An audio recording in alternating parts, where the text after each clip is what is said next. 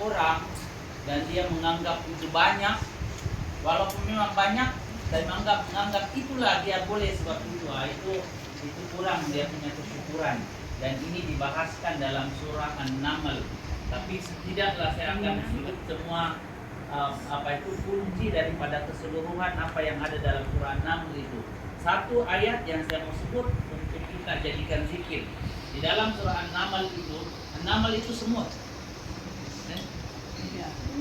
Mulia nih namanya semut nih. Ada surah khusus dalam Al-Quran namanya An-Namlu atau An-Naml. Surah semut.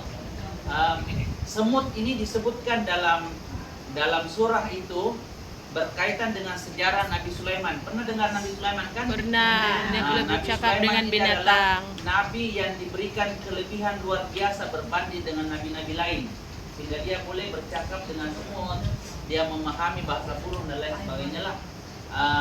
Zikir yang saya mau sebut adalah zikir yang diajarkan oleh ulama-ulama kita, wali-wali Allah, yaitu ini saya pikir hafal semua. Surah An-Naml ayat 30.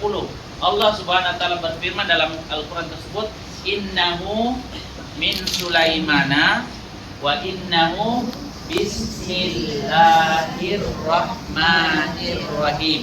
Saya ulang. Innahu min Sulaimana wa innahu bismillahirrahmanirrahim. Ini ayatnya ayat penunduk. Siapa mau tundukkan sesuatu baca nih. Penunduk, tahu penunduk kan? Ratu Balqis ditundukkan oleh Nabi Sulaiman dengan surah ini. Bacaan nih. Dia kirim surat innahu min Sulaimana wa innahu bismillahirrahmanirrahim, datang tuh Ratu Balqis dengan tenteranya dengan membawa berbagai hadiah. Jadi selain itu para wali-wali, saya baca Wali Songo nih, Wali Songo punya sejarah.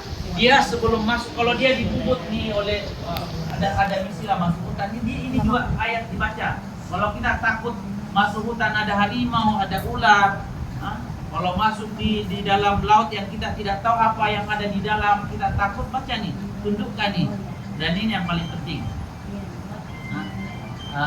Saya baca Datuk Patiro yang apa nih, yang menyebarkan Islam di Nusantara nih. Dia ada seorang di antara 9 wali Songo, itu maksudnya 9 wali yang menyebarkan Islam. Ada seorang di antaranya yang banyak menyebarkan Islam di bagian Sulawesi Selatan. Dia sangat menekankan zikir innahu min Sulaiman wa innahu bismillahirrahmanirrahim. Dengan zikir ini mereka setiap ingin berdakwah dia akan sebut innahu min Sulaiman wa innahu bismillahirrahmanirrahim. Niat dia dalam hati, semoga apa yang disebutkan itu, apa yang dicakapkan itu boleh diterima. Jadi seperti Nabi Sulaiman menyampaikan dakwanya kepada Ratu Balqis, satu kerajaan masuk ke dalam Islam yang dibawa oleh Nabi Sulaiman. Jadi kita semua ini yang calon-calon, dan memang kita semua berdakwah dalam Al-Quran, dalam hadis disebutkan balighu anni walau bi ayat, sampaikan walaupun satu ayat. Jadi kita ini adalah pendakwa, bagus kita baca nih ayat nih. Kita hafal nih. Innahu min Sulaimana wa innahu bismillahirrahmanirrahim.